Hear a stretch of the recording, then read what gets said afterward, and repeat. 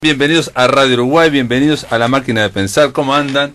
Espero que anden bien. Arranca La Máquina de Pensar ahora mismo, amigos. Ustedes saben, estamos en una semana surtida y hoy queríamos hablar, a ver si podemos arrancar, si está del otro lado de la línea, con Pablo Thiago Roca. No sé si estás ahí. Pablo, ¿estás ahí? Estoy acá. Bienvenido a La Máquina de Pensar, Pablo Thiago Roca. ¿Cómo andás? Muchas gracias, saludos a ti, Pablo, y a la audiencia, y gracias por la invitación.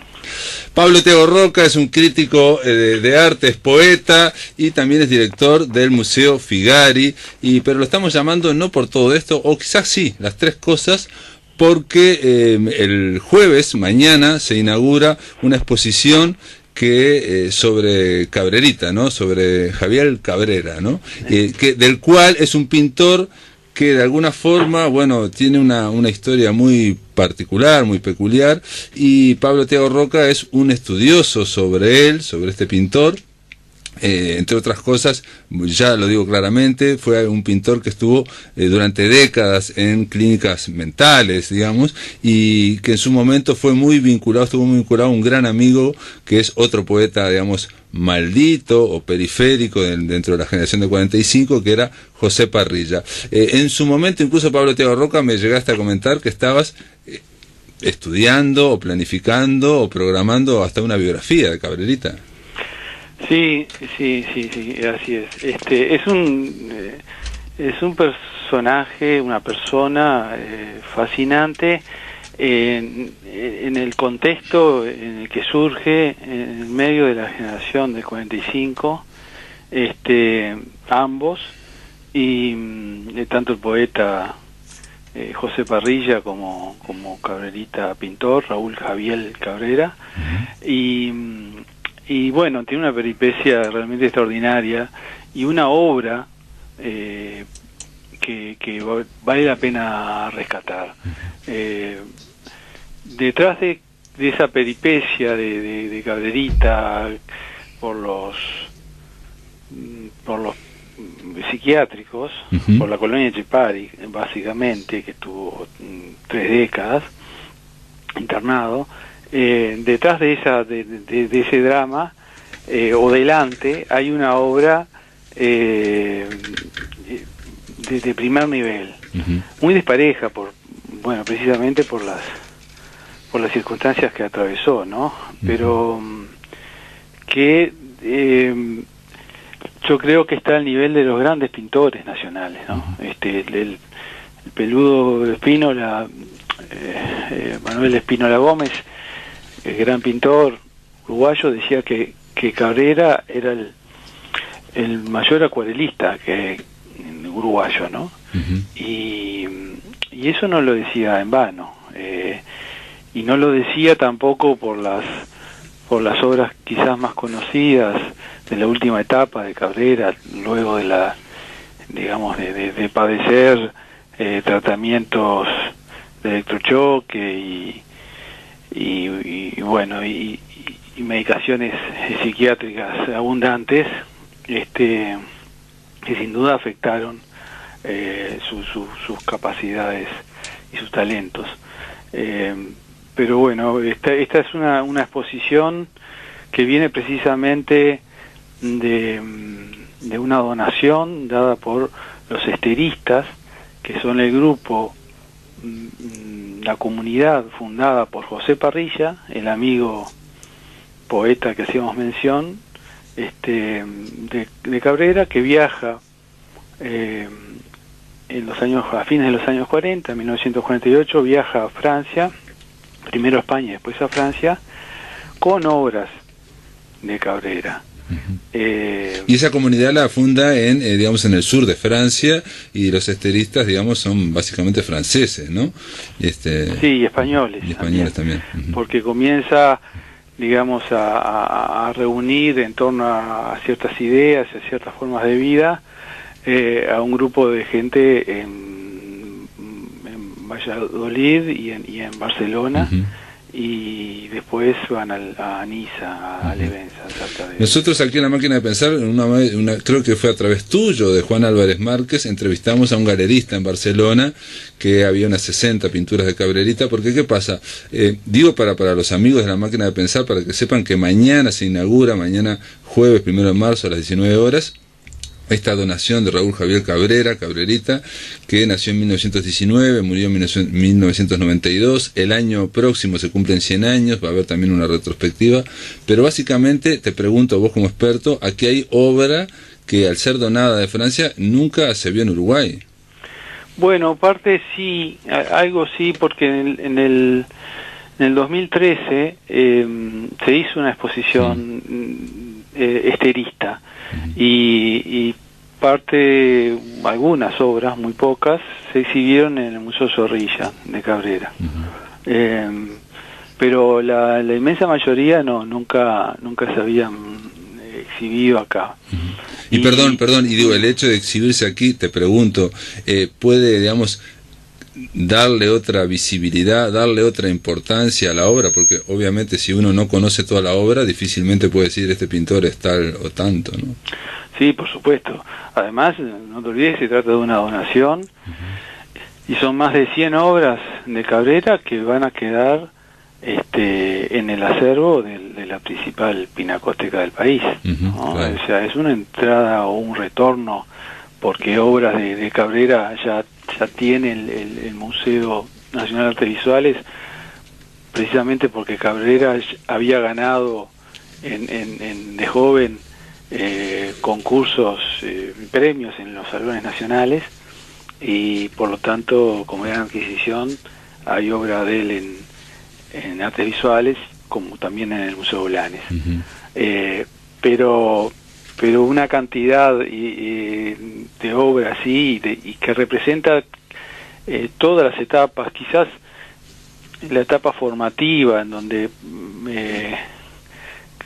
Cabrera tiene un dibujo más naturalista, y retratos de una calidad extraordinaria, ¿no? O sea, el que está en el afiche, por ejemplo, parece que es nuevo, ¿o no? Porque digo, una cosa de Cabrerita que quizás todos la sepan, quizás no, es que un leitmotiv de él son las niñas, ¿no? Pintaba niñas, y muchas veces la misma cara de la niña, ¿no? Me acuerdo de un poeta, ¿cómo es? Mario García, que fue compañero de Cabrerita en la escuela, ¿no? Y que él dice que conoció a la niña del cual Cabrerita con 10, 11 años se enamoró y la siguió retratando toda su vida.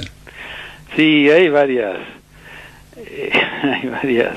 se tejen varias historias en torno a las niñas. Yo creo que en realidad son figuras femeninas, no son niñas, o sí lo son, pero digo, tienen que ver más con un arquetipo, y si bien pueden haber nacido de una idea platónica de la niña como pureza, que es también un elemento dentro de la filosofía importante dentro de la filosofía de Parrilla, la presencia de la niña como un ser virginal capaz de acercarnos a lo absoluto, a una idea de lo absoluto, es uno de los postulados, ¿no? de Parrilla, que no dejó tampoco un marco doctrinal estructurado, ¿no? No, digamos, es un pintor que no estamos hablando que es un marco teórico, ni mucho menos, y en su momento, te pregunto también, precisamente al dibujar al pintar estas niñas, constantemente, y aparte en primeros planos, ¿no? A veces ocupando casi toda la pintura, se habló de que era una especie también tenía cierta sensibilidad naif. Sí, no es naif. Cabrera no es naif.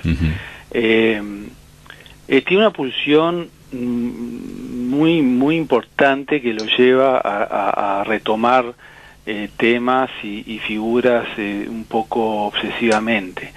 Pero él tiene una formación primero con Bellini, con Gilberto Bellini, casi de niño, al momento que en la escuela Cabrita había sido huérfano, entonces lo adoptó una familia de inmigrantes italianos, después él se va de esa casa, pero cuando está en la escuela hace un dibujo que se publica en el diario El Día, y le empiezan a bueno, como que adquiere cierta notoriedad, y le aconsejan que estudie con Bellini, y también se vincula a Prevosti, y después, y esto es un elemento del cual cada vez se encuentran más elementos, se vincula a Torres García.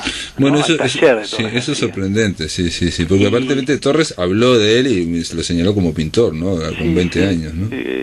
Habló elogiosamente, y bueno, y la anécdota de cómo conoce,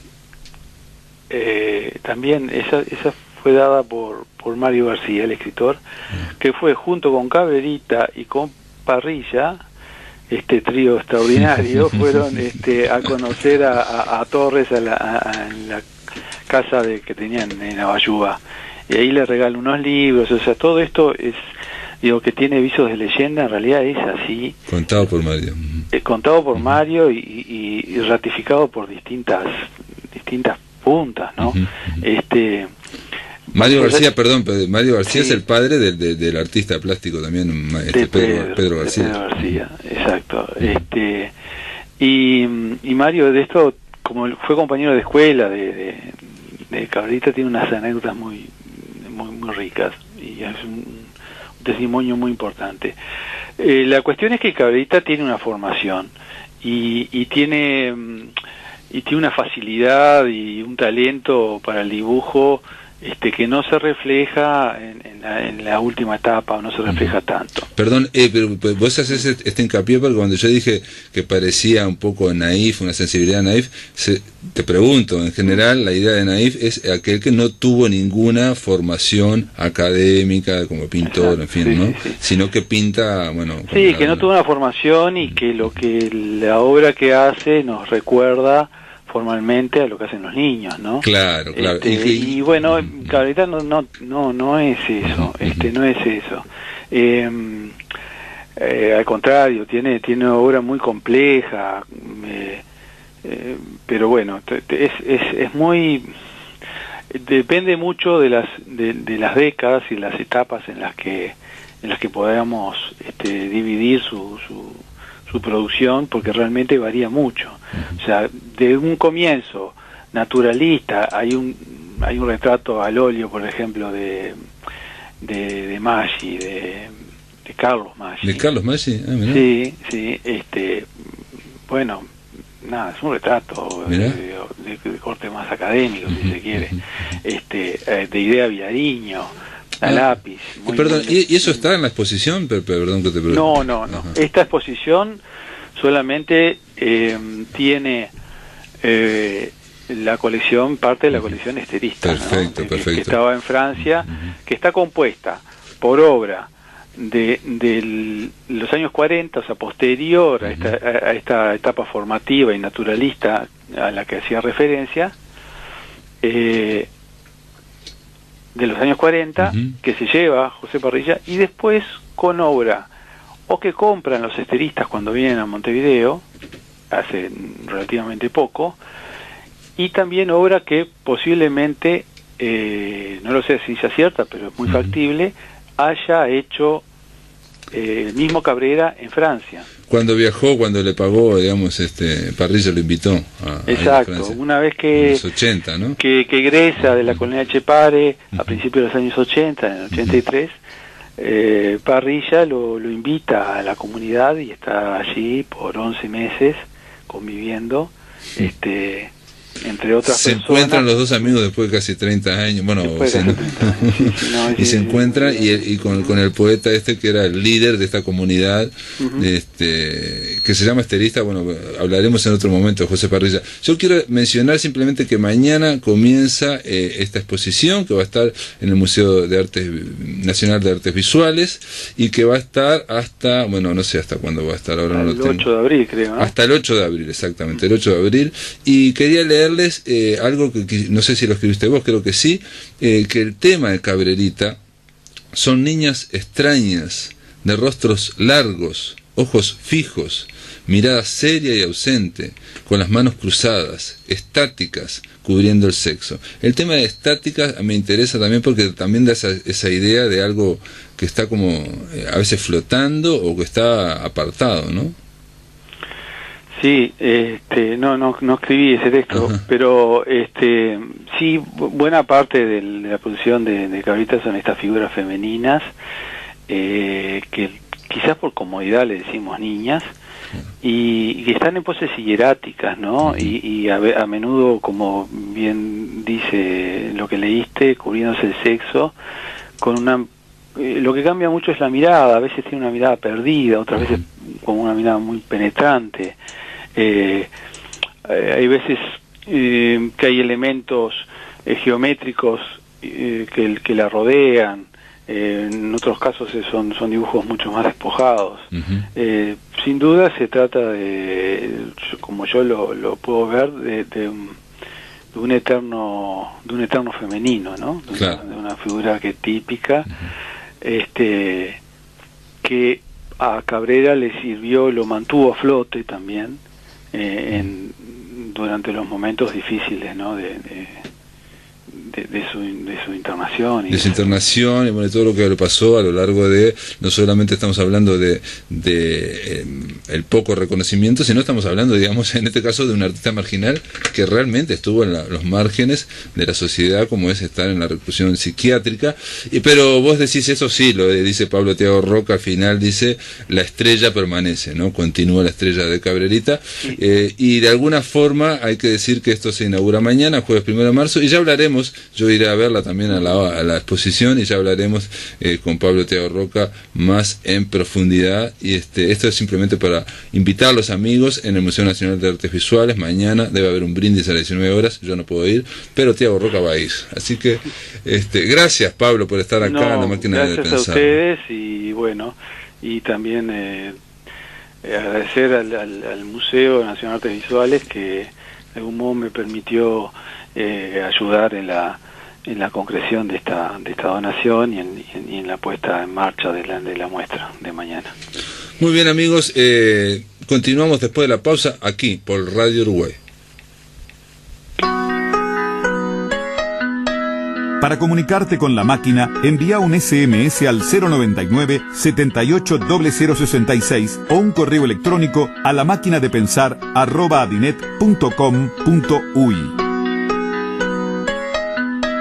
Si querés volver a escuchar charlas, entrevistas o columnas, ingresa a piensamáquina.blogspot.com y bienvenido al corazón de las palabras. Darle la bienvenida. La semana pasada se cerró el quinto encuentro de teatro de personas, quinto encuentro latinoamericano de teatro de personas oprimidas, y para hablar de eso vamos a darle la bienvenida a 3 participantes. Una de ellas se llama la actriz Karina Viasco. ¿Cómo le va, Karina? Bien, ¿y tú? La otra se llama Ana Filippini. ¿Cómo estás, Ana? ¿Qué tal? ¿Estás bien? Muy bien, por suerte. Y la otra se llama Elvesia Pérez. ¿Cómo le va, Elvesia Pérez? Muy bien, muy bien, muy bien. Una alegría de estar acá, como siempre. Muchas gracias por venir a las 3. Muchas gracias por venir a las 3. ¿Cómo fue el encuentro? ¿En qué consistió?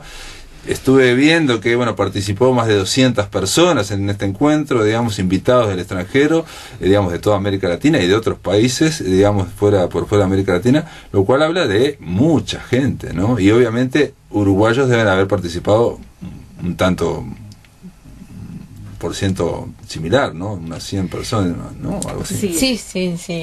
Sí, muy bueno, mucha organización. Voy a hablar yo que no organicé.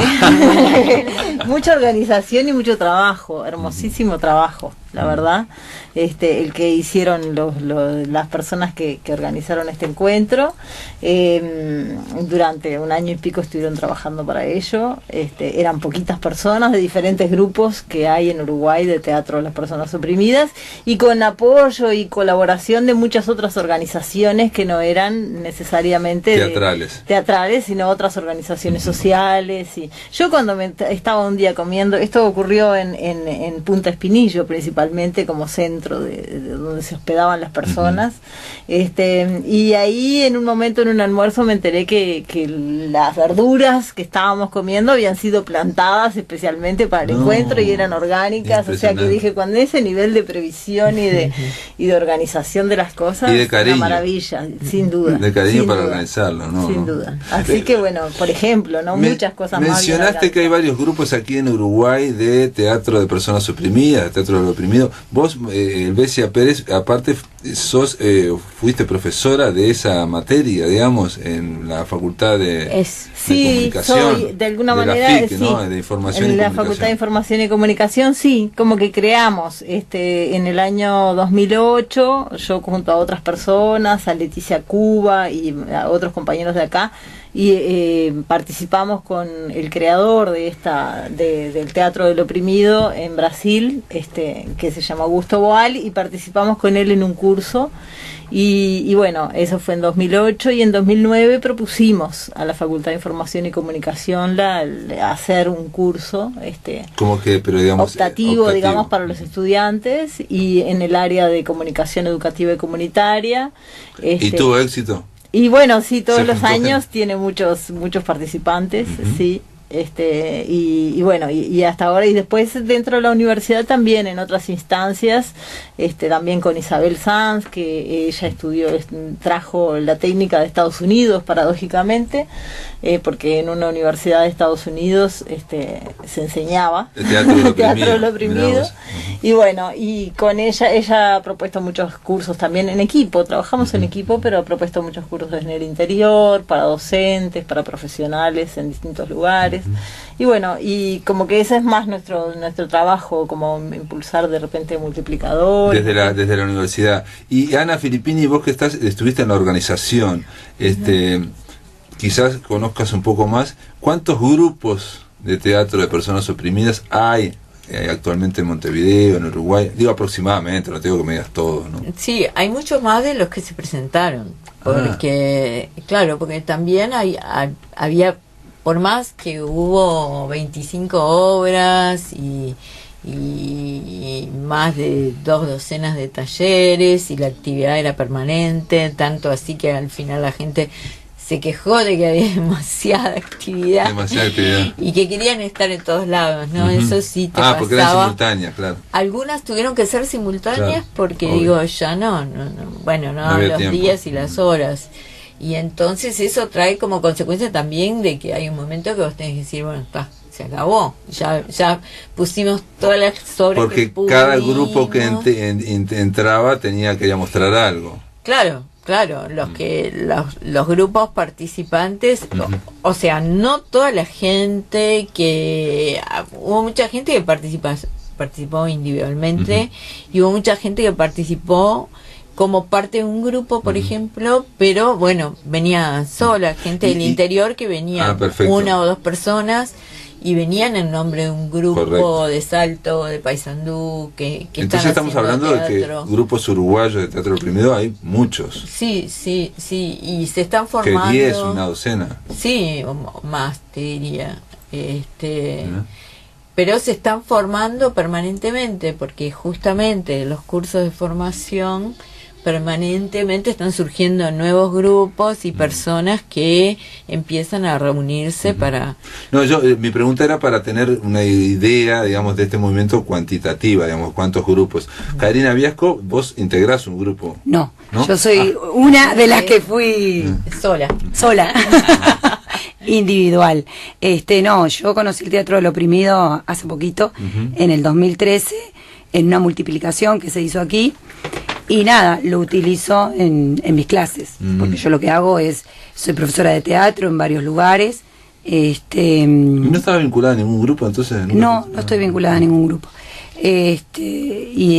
Apenas conocí la herramienta en el 2013, la incorporé en las clases que yo ¿Y las dicto. Cuando decís clases de teatro, te referís a colegios o a zonas doy clases crítico o en qué? Sí, doy clases en varios lugares, pero hay 2 lugares específicamente. Una que es un hogar de madres que han sufrido violencia de género, madres con niños, ¿no? Jefas de hogar. viven en ese hogar las 24 horas y después trabajo en otro hogar con adolescentes con trastorno de personalidad y consumo. Entonces, cuando conocí esta herramienta me pareció una herramienta muy poderosa como para aplicarla ahí. ¿Y cómo la aplicás?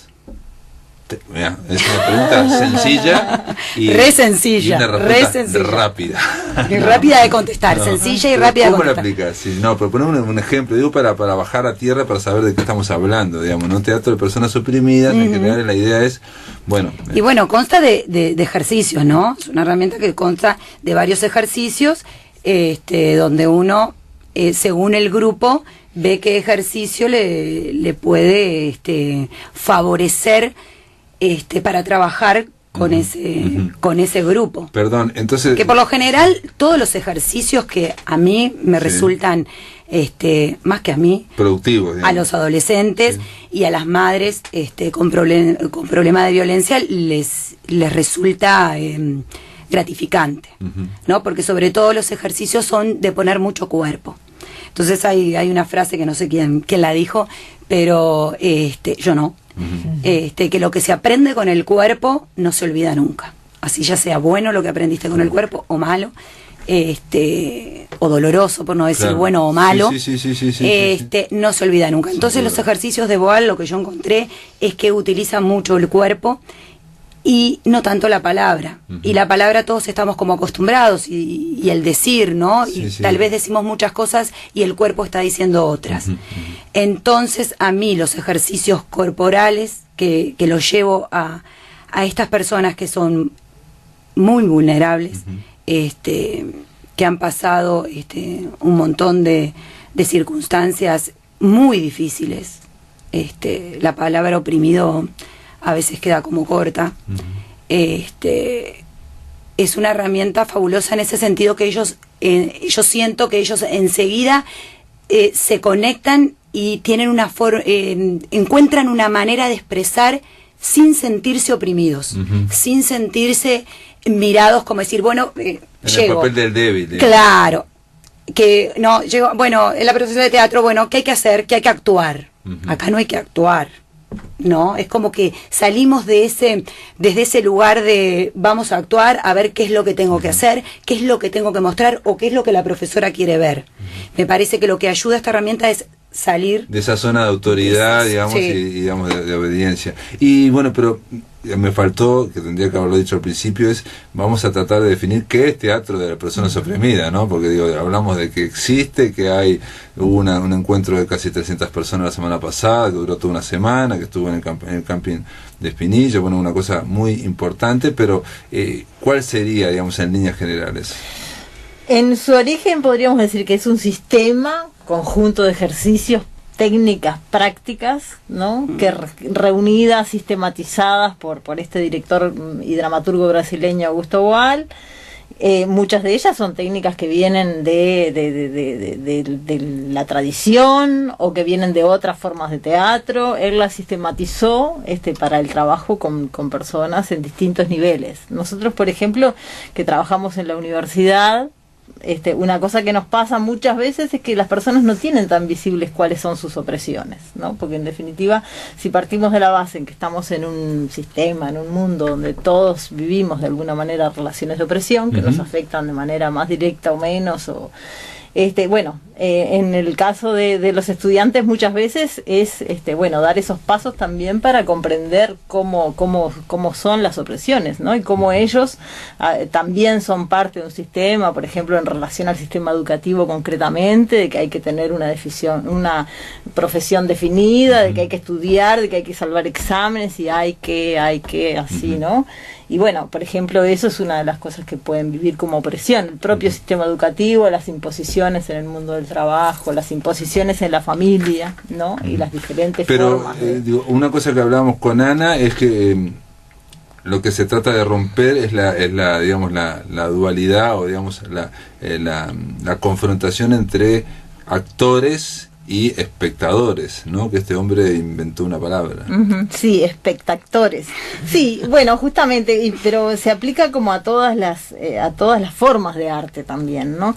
Esto tiene su surgimiento por allá por los años 60, en unas épocas en que en América Latina había, por ejemplo, entre otras cosas, campañas de alfabetización, ¿no? Las famosas campañas de alfabetización en la época de Paulo Freire y todo eso, en Perú, en Bolivia, bueno, en muchos países de América Latina, y entonces está la idea de que alfabetizar para aprender a leer y escribir es una cosa, pero ¿qué pasa con la alfabetización estética, ¿no? ¿De qué manera los oprimidos, en realidad todos nosotros, tenemos nuestro potencial artístico, ¿no? Entonces, sí, ¿cómo se desarrolla? Pablo Freire de alguna forma también planteaba de que todos tenemos conocimiento, digamos, ¿no? Aunque no sea letrado, por ejemplo. Y es famosa la anécdota, ¿no? Donde hace un pizarrón y le dice no me acuerdo de unos pescadores, algo así, ¿no? Y entonces dice, y ellos decían, nosotros no sabemos leer, no sabemos escribir, no sabemos nada. Dice, ¿cómo que no saben nada? Entonces dice, yo pongo lo que yo sé leer, y usted, y puse otra columna, ¿ustedes qué saben? Entonces empezaron cada uno a decir, bueno, yo conozco tal cosa. Entonces les fue sacando de que ellos realmente conocían de pesca, de caza, de todo, ¿no? Digamos, conocían, tenían esa cultura no letrada, pero que sabían, y entonces son cosas que sabían, que decía Pablo Freire que él no las sabía, ¿no? Exacto. Bueno, en realidad Walt siguió el camino, ¿no? Digamos, sobre esa base también, pero bueno, ponerlo en práctica, ¿no? Entonces él decía más bien, bueno, no es que haya que ser poeta para escribir un poema, sino que escribís un poema y sos poeta. Era como, ¿no? Como que cada uno se puede de alguna manera desarrollar. En la praxis, ¿no? Eso lo decía Pablo Freire. De acuerdo a la necesidad de cada grupo, de cada situación, ¿no? Bueno, vamos a hacer una pausa, amigos. Estamos conversando en La Máquina de Pensar sobre el 5º encuentro de latinoamericano de teatro de personas oprimidas con Elvesia Pérez, con Ana Filippini, y Karina Viasco. Después de la pausa continuamos aquí por Radio Uruguay. En el aire de Radio Uruguay, La Máquina de Pensar.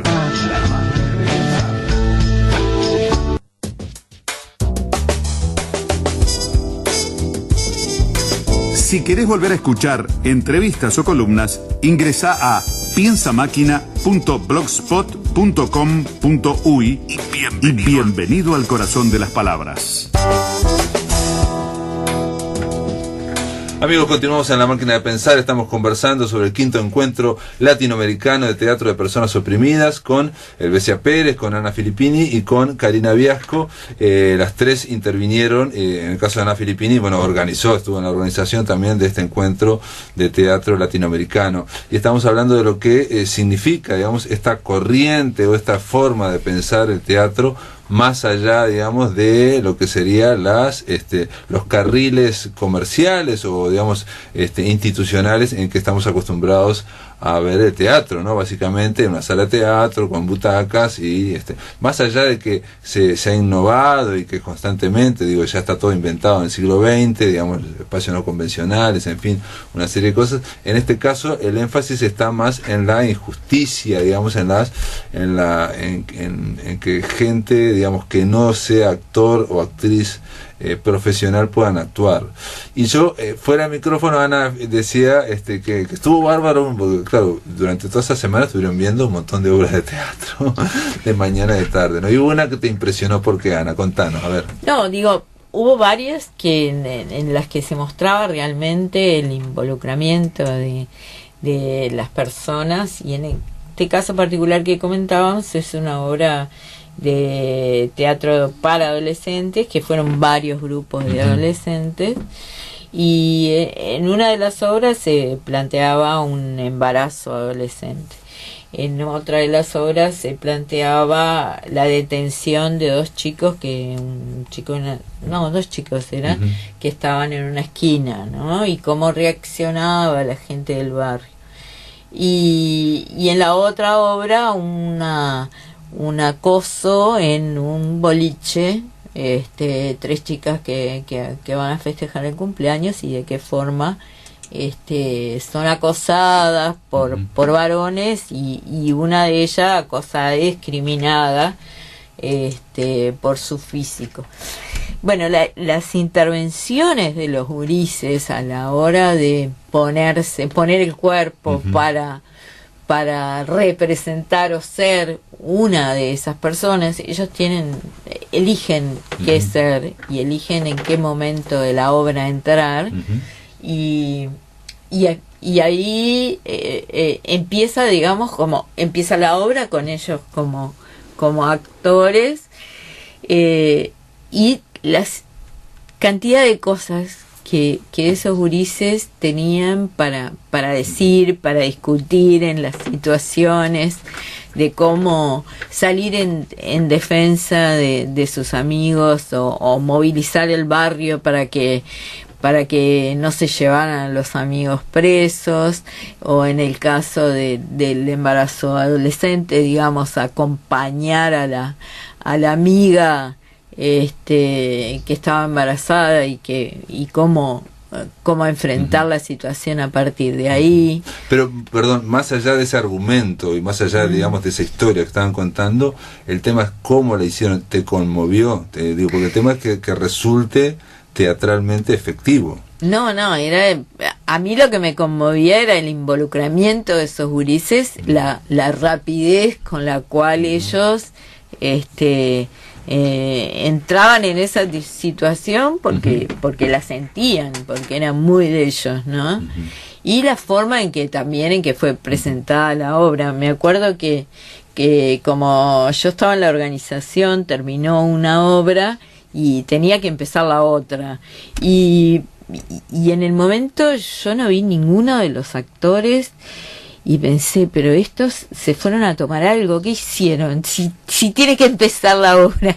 Y que estaban metidos todos entre el público y aparecieron como en un jolgorio. Eran gurises de un liceo, tal cual los gurises de la forma que están o que entran en el liceo, ¿viste? Gritando, pegándose, hablando entre ellos, pero lo venían haciendo dentro del público. Antes. Y así es como... Alguna vez te estás inmersa en esa obra, claro, sin darte cuenta. Y la cantidad de gurises que había. Porque, perdón, una cosa es que ellos vivan eso y que, digamos, puedan darse cuenta, en fin, pero otra cosa es que puedan transmitirlo a otros que vivan algo similar, o sea, que se cumpla el objetivo del teatro, que es conmover, ¿me explico? O sea, entre los espectadores. Sí, tal vez la cosa es que, digamos, en general los actores son buenos, los que presentan las obras, porque ya vienen trabajando mucho tiempo, ¿no? Y que tienen profesoras como Karina. Claro, pero en realidad las personas no trabajan su cuerpo, o sea que la obra en sí ya tiene una propuesta estética que en general te conmueve, te atrae, pero si además de eso está hablando de tus problemas, de lo que te pasa diariamente, ¿no? Tiene como ese plus. Y entonces, a mí digamos, una que vi que me conmovió mucho también fue de unos argentinos que planteaban la situación naturalizada de discriminación de género, en este caso, en una discoteca. Y entonces ahí era tal cual, llegabas al lugar que era en la teja, como un tablado, digamos, pero estaba llegando a una discoteca. Entonces la situación era de dos chiquilinas, una era la que, como contaba Ana, una muchacha que iba a festejar el cumpleaños, y la otra era la que iba a trabajar de moza, que toda la situación de la moza, que bueno, que tenía un niño chico y que tenía que ir a trabajar ahí, que también era muy acosada, por cierto, y abusada, podría decirse, laboralmente.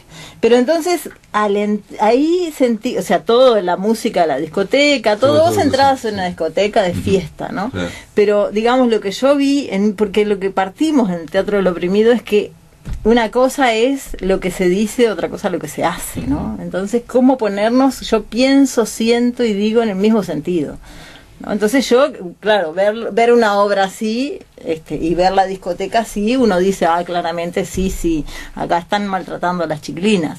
Pero una cosa bien distinta es, yo claramente lo sentí, o sea, desde que entré a ese lugar, había dos actores que hacían de patovica a la entrada del encuentro, de esa obra, ¿no?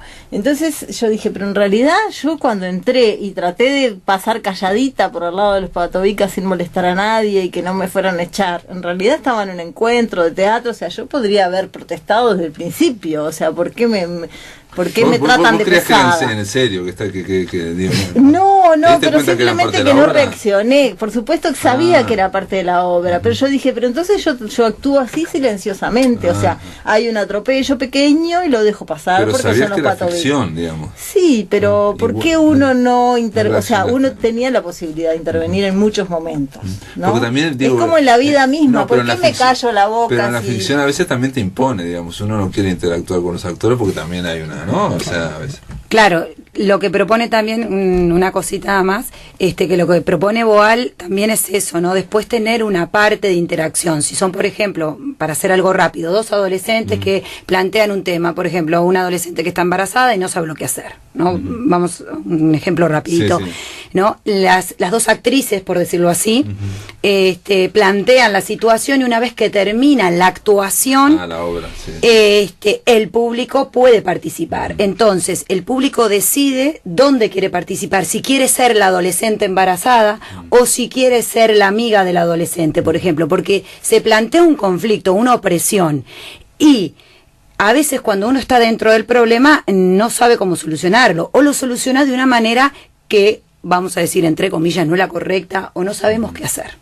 El público puede entrar y puede, si yo soy la adolescente, por ejemplo, embarazada y no sé si tener el niño o no lo tener, cuando termina la obra, un adolescente del público entra, esa es la gran diferencia que muestra Boal, entra y hace, por ejemplo, si quiere, ¿no? Sí, para resolver ese conflicto. Entonces, esto a mí me parece importantísimo en el sentido de que todo el público ve el conflicto. Sabemos cuál es el conflicto y vemos varias soluciones, varias posibles soluciones.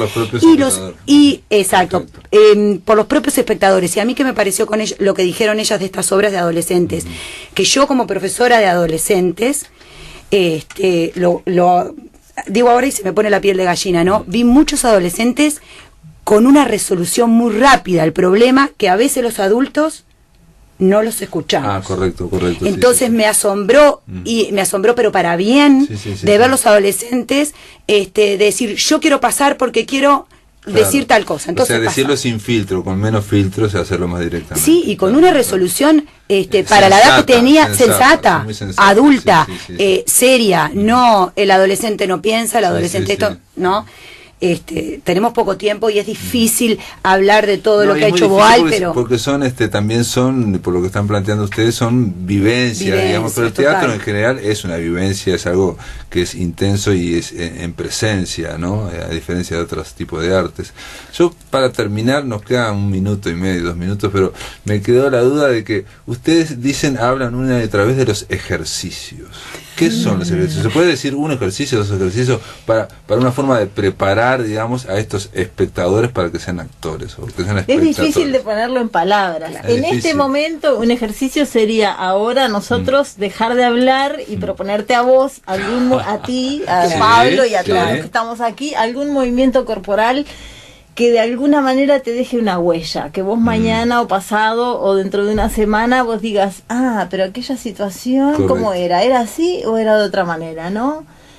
O sea, que vos te cuestiones a partir de que te sorprendas de tu propio cuerpo, porque en realidad lo que hacemos es eso, o sea, al mover el cuerpo y probarlo desde ahí, yo pensaba otra cosa y mira cómo actúo, ¿no? Sí, un poco lo que decía Karina de que, digamos, lo que se hace con el cuerpo, digamos, citaba ella, se adquiere un conocimiento que se adquiere de otra forma, no es un conocimiento solo mental, por ejemplo, como estamos teniendo esta conversación, que es solo mental, y que en general el estado de civilización que tenemos nosotros está muy afincado en lo mental, ¿no?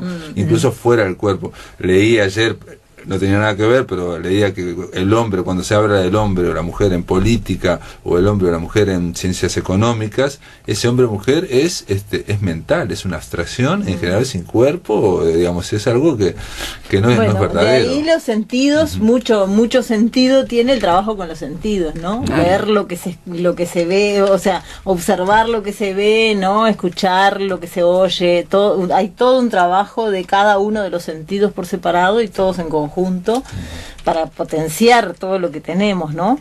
Que a veces lo tenemos muy atrofiados los sentidos. Y hay no nos muchos damos cuenta. ejercicios para eso. Ahí sí, igual se quedaron, bueno, está bien, puso un ejemplo de ejercicio teórico, no de los que dijo Boal, sino sería... No, esos, los de observar y mirar, hacer escenas, hacer teatro imagen y observar, realmente mirar lo que estoy viendo. Un ejercicio sería hacer algo con el cuerpo. Sí. Ese sería. Sí, inventado por Elvis Pérez ese ejercicio. No.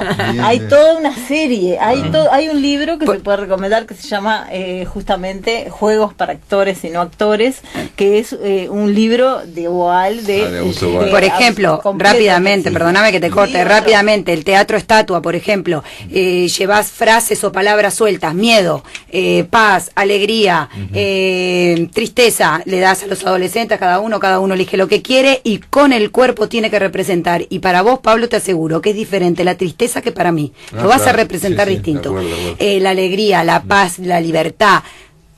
Sí, o situaciones incluso menos abstractas como la alegría o la paz, sino con situaciones muy concretas. También. Augusto Boal, quiero decirle simplemente que nació en Río de Janeiro en 1931 y murió también en la misma ciudad en mayo del 2009. Fue dramaturgo, escritor y director de teatro brasileño, conocido por el desarrollo del teatro del oprimido. Fue nominado en su momento para el Premio Nobel de la Paz en el 2008.